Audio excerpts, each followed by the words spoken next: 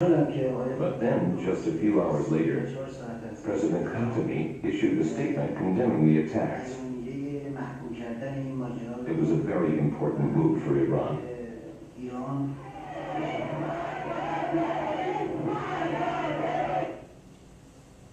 This is a march in Tehran on September 12th.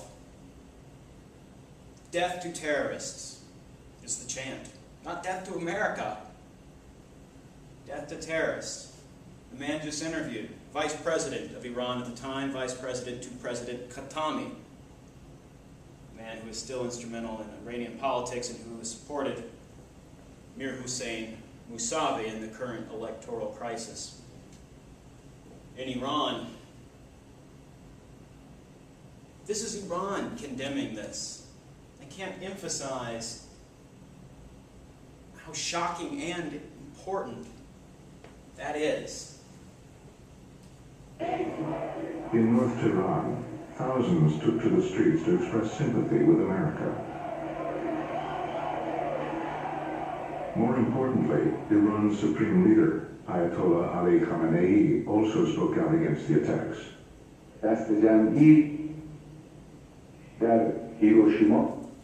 Mass killing is wrong. Whether it's in Hiroshima, Bosnia, New York, or Washington. This is the supreme leader, the Velayati Faqih, the Ayatollah Khamenei, successor to Khomeini in 1989. ناپرداکی باشه در بوسنی و کوزوو باشه یا در نیویورک و واشنگتن باشه. And that week at Friday prayers, the ritual Death to America chants were dropped for the first time since the revolution. For Iran's leaders, it's important to have enemies. The reformists made great attempts to ban slogans that insulted the American people.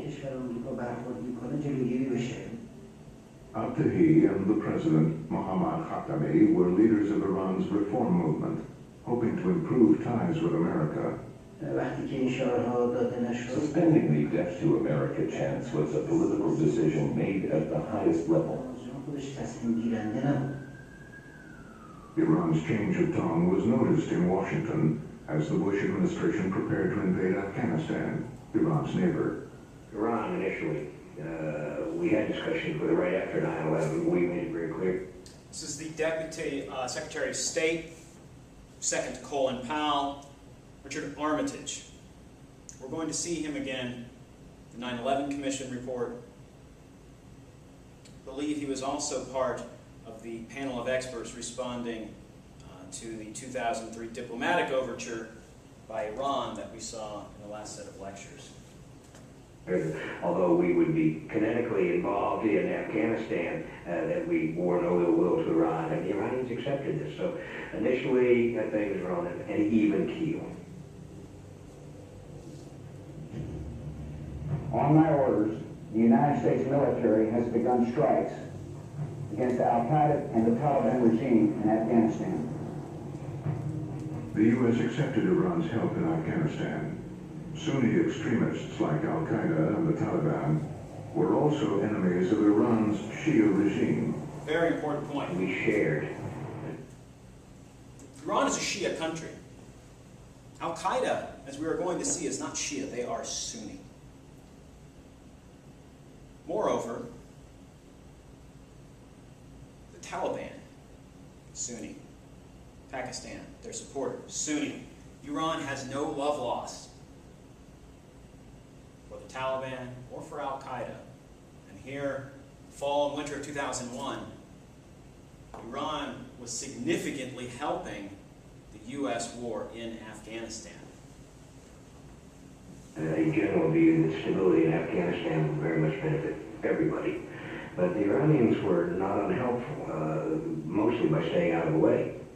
Iran encouraged its allies, the Northern Alliance, to fight alongside U.S. Special Forces. Within weeks, the Taliban collapsed. This was Iran's first major effort to help the United States to topple the Taliban and Al-Qaeda. This would have been impossible without Iran's help. In fact, Hamid Karzai took charge in Kabul only after Iran had broken an impasse with the Northern Alliance. We've been negotiating with them, for all these months, and it culminates with the Iranians basically telling the people that they had a relationship with to get out of the way for the the pro-American Afghans to stand up and take control. The Iranians thought legitimately that they had done a tremendous amount to help us and to help Afghanistan. The White House decided it couldn't trust Iran's government. Our second goal is to prevent regimes that sponsor terror from threatening America or our friends and allies with weapons of mass destruction. Iran aggressively pursues these weapons and exports terror, while an unelected few repress the Iranian people's hope for freedom. States like these and their terrorist allies constitute an axis of evil, arming to threaten the peace of the world. This is the State of the Union address, like January 2002, one of our pieces of primary source evidence. It's where the term axis of evil originates.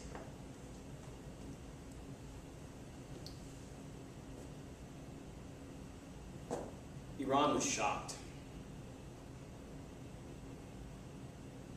The President, the Vice President of Iran, rightly believed that they had done a great deal in Afghanistan to help Operation Enduring Freedom. Their reward was to be lumped in with their bitter enemy Iraq and North Korea, the axis of evil. Not what they had hoped would be the result of their assistance.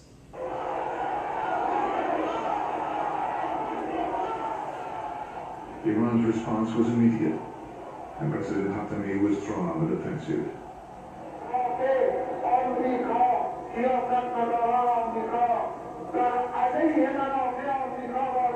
The reformists felt undermined by Washington at a crucial time.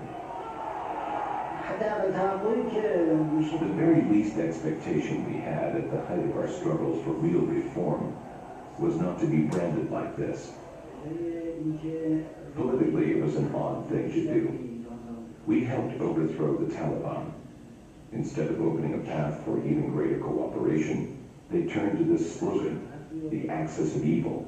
That was Mr. Bush's biggest strategic and political blunder. In fact, behind closed doors in Washington, one of the arguments for invading Iraq was the possible impact on its neighbor, Iran. I think the idea in the minds of some who were so enthusiastic about invasion of Iraq was twofold. One, that Iraq, which was much more kindly disposed to the United States, would give us the ability, should we want to be able to pressure Iraq on the use of facilities, military facilities in Iraq. Secondarily, this is certainly the President's view, democracy in Iraq and have a very positive effect on the other states. I heard the President say exactly that.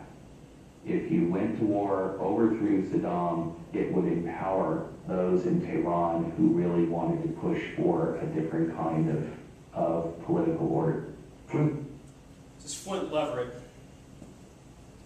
board member of the National Security Council, under Condoleezza Rice.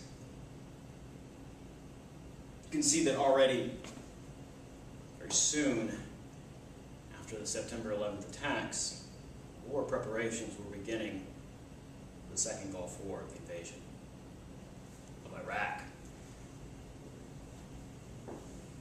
Leverett, a senior director for Mideast policy at the National Security Council, was skeptical. It was a nice idea, completely out of touch with the way that Iranian politics and society work, and fundamentally rooted in ignorance about the region. New regime in Iraq would serve as a dramatic and inspiring example of freedom for other nations in the region.